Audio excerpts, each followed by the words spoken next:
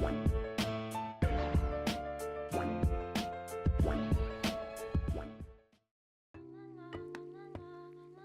is good, everybody? Welcome back to Blerded Out.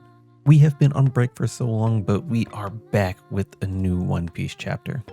Now, TCB was running a little bit long, so we went ahead and used Ragnarok for now.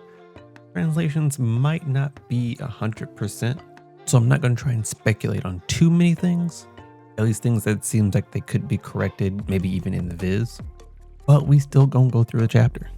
As always, a word from our sponsors. Thank you for tuning in to Blerded Out. Whether you're listening from YouTube on my channels like Taran King Kumo or Blerded Out Podcast, or one of the many podcast sites like Apple Podcasts, Spotify, Google Podcasts, and more, I appreciate your support. If you want to listen to older episodes of the podcast, head on over to Patreon. If you join as a free member, you can watch all the old episodes from the old seasons for free.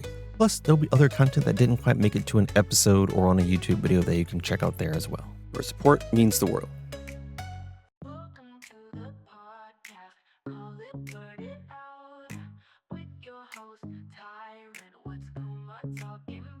Talking all things, we chillin' like Loki. Better activate your Byakugan so you can see me coming at you left, right, up, down, sideways. Reactions, reviews, maybe even let's plays. On this droid boy, trying to make you laugh, make you smile. We about to set sail, so sit back and stay a while. It's Blerd, get out. Blerd, get out.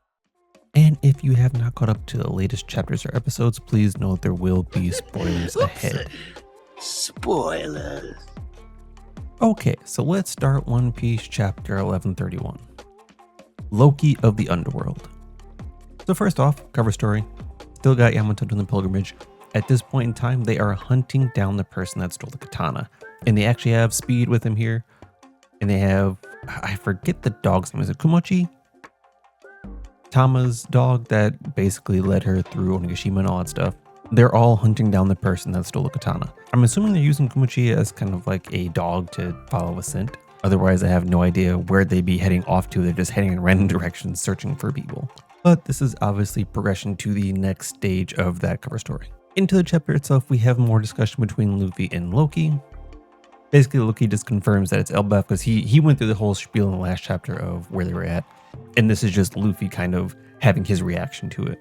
And Luffy just starts like rapid fire going through all his thoughts, like he's happy to be here, he's been waiting for ages. Like he's even wondering if like will Usopp notice that they're on Elbaf finally too, all this stuff. And like Loki's trying to talk to Luffy in between these blurbs, but Luffy just keeps talking. And like it gets on Loki's nerves and he basically tells him to shut up. And in doing so, it kind of aggravates some of the animals around. And we get a little farther in the chapter and we realize that he basically has command of the animals in this area. Like Loki is the king of this underworld here. So I think the animals are responding to him being upset. But he again proclaims that he is the sun god. And he tells Luffy not to talk without permission. So basically he's acting very high and mighty. Then he asks Luffy about his situation and what Luffy thinks about it. And I mean, it's Luffy, so you know, for the most part, he doesn't really care about you as a person, unless you're like a friend or someone important to him. So he's kind of just like, you're locked up, I guess. I don't know. And Loki said he's been locked up for 6 years, but he says something interesting in which that he is the most powerful person in Elbaf.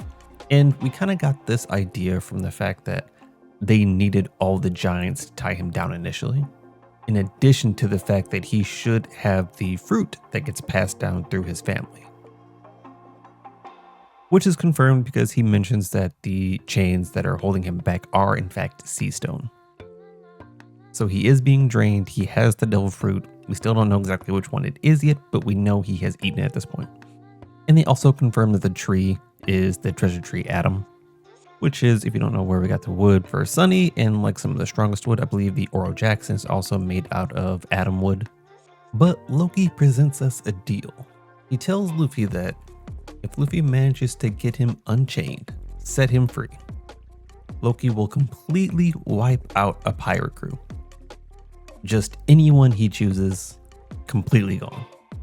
And to some degree, you might think he's overestimating his abilities, which wouldn't be far-fetched.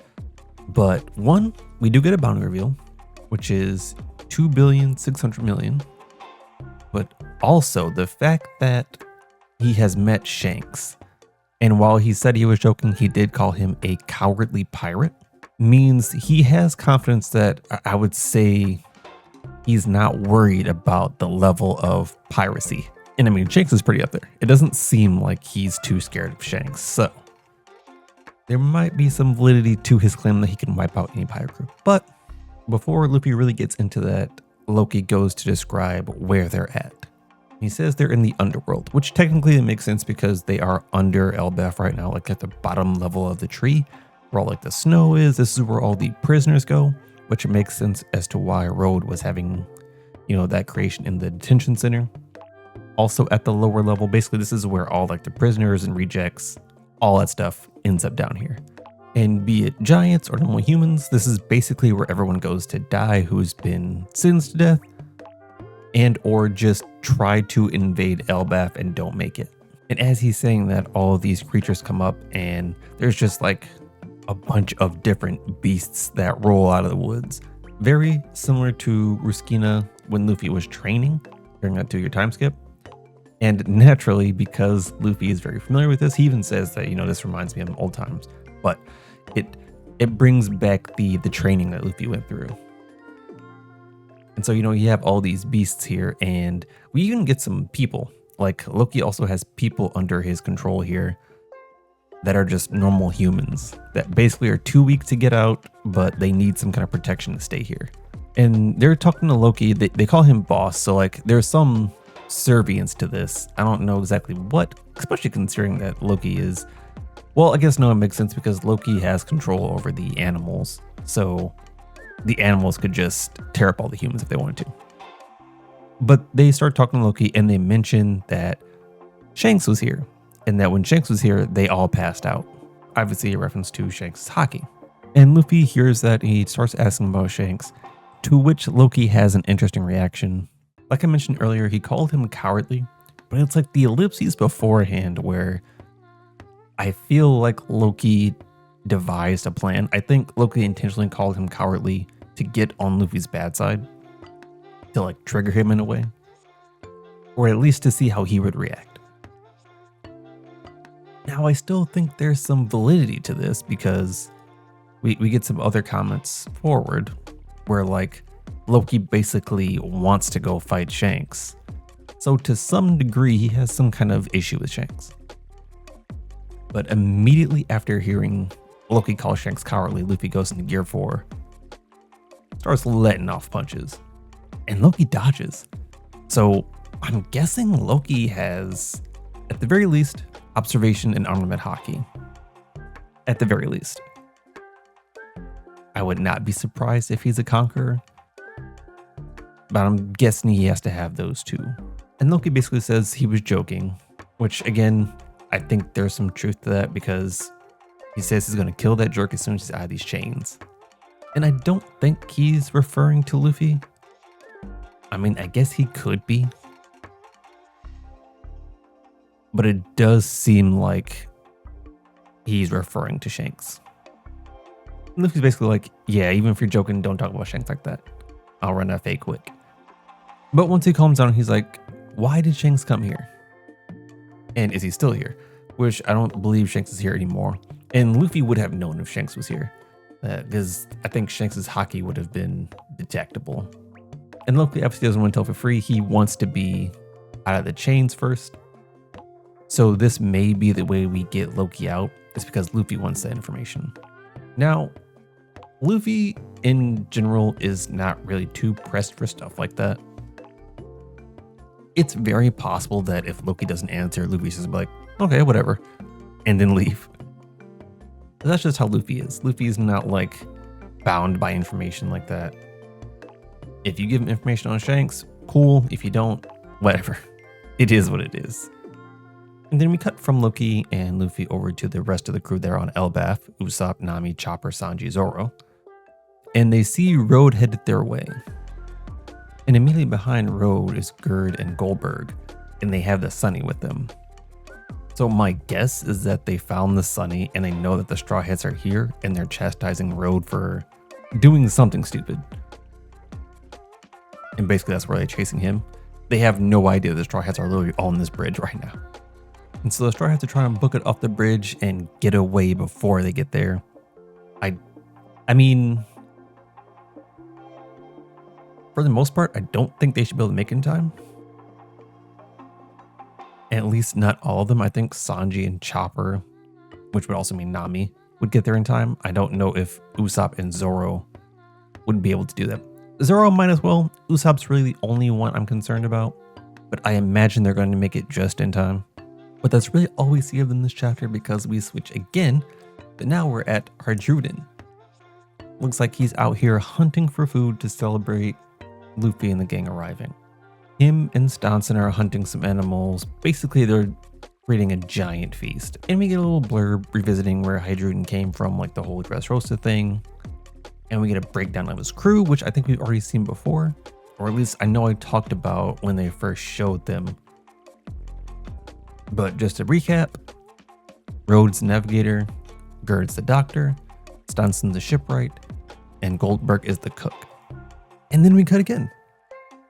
Back to Dory and Brogy's ship with some interesting dialogue, because Brook is giving Robin a haircut, which I kind of like. I feel like Brook would be the stylist. Like if you were to take away Nami, probably I could see both Brook and Frankie honestly being stylists, but I could see Brook doing it. Brook has an eye for fashion. And basically he cut Robin's hair so that it looks like the way it did back pre-time skip. And what I mean is that Robin has her bangs back. And she did this so that Saul would recognize her, because she wanted the hairstyle to be what Saul last saw her as. This is also the hairstyle she had as an 8-year-old, as a kid. And it's so interesting to see Robin with this style now, because her face looks really different. I don't know what it is about seeing this style. It does not look the same as it used to. I think Oda may have drawn Robin's head a little bit shorter, because I think Robin used to have like a longer face, like a very sharp nose. And now her face looks a little bit smaller. Like that, or I just haven't seen this hairstyle in a long time. But even going back, because I went back and looked at Robin pre-time skip, and I think, yeah, her face was like a bit longer. And therefore the hairstyle kind of suited it a little bit better. But it brings back memories not only for me, but for everyone around her, because, you know, Oimo and Kashi saw her at Water 7. That's the hairstyle they saw her with. So it's like, hey, yeah, we know what that person is. We've seen her before. And like anything that makes Robin happy makes us happy. So this is a sweet moment. And that sweetness is immediately cut short, because as they approach, someone calls out and says that Saul fell and isn't moving. Now, this could be a fluke. This could just be something like a false alarm. Saul could be fine, he just fell asleep or something like that. Or he could actually be having some health issues. The last time we saw Saul, I believe he was completely covered in bandages, so it wouldn't be surprising if he had health issues of some kind. And if he's the man marked by flames, it's very possible that he's covered in burns. Not to mention like frostbite, ice wounds. He could be covered in a lot of wounds, so he definitely could have health issues. But that is where the chapter ends. Pretty solid chapter for us coming back. I think the Loki stuff was definitely the highlight. I want to see more about that interaction between Loki and Shanks, because it seems like Shanks was here more recently, and a lot of people were speculating that Shanks was one of the people that helped put Loki here. Like Loki got locked up with Shanks' help. I think it might be more along the lines of Shanks has only arrived recently to Elbaf. And out of curiosity, Shanks probably ended up encountering Loki. Now, why Loki would make that cowardly remark? That's what interests me the most. Because again, like he mentions that, you know, he's joking to kind of get Luffy to calm down. I don't think he is. Like, I think he said that one specifically to get on Luffy's nerves, but because there's some truth behind that. So there's something Shanks did here that Loki just doesn't rock with. And I'd be curious to see if we get more in that. That's kind of why I want Luffy to kind of fall for the bait and unlock him. Because I want more lore. Like, I feel like Luffy normally just wouldn't care. But I want the lore, so I want Luffy to care so we can get the lore. I'm also interested in that bounty. Because Loki seems like he's more or less hidden from the world. And they just reinstated Dory and Brogy's bounty. And that bounty is currently lower than this. So even with inflation and like the resurgence of Dory and Brogy, the world government still considers them a lower threat than Loki. Which, I mean, Loki's younger, has a devil fruit, seems to be a more uncontained combatant. So I'm not too surprised, but that is a large bounty. I think that bounty is bigger than Blackbeard's first bounty. Because Blackbeard was at like 2.4 bill, right? I want to say. And Loki's at 2.6. So they consider him something crazy. And this also must mean they have some insight on his power level. They might know something about his devil fruit. I would be curious to see, because if they know enough about Loki and he calls himself the sun god, that would be like an indicator for the world government to take action. Even more so than seeing a guy with rubber powers, a guy calling himself the sun god would cause them to kind of jump up and act. So my guess is that the fruit does not match the sun god powers. So like there's no rubber quality. There's no like real freedom quality. Like it's just a really strong devil fruit. That's going to be my guess for now. Otherwise, this might be another world government marine incompetence thing. But we'll see. We'll see. That is going to do it all for this episode. Kind of a short episode, but a strong way to come back. Next week, we'll probably talk about, of course, the chapter because I don't think there's a break this week, but we'll also talk about some of the seasonals, and we'll probably be talking about Arcane because I'm going to be watching that and probably reacting to it on the channel. So keep an eye out for that. But as always, like, comment, subscribe, and I'll catch you in the next one. Peace.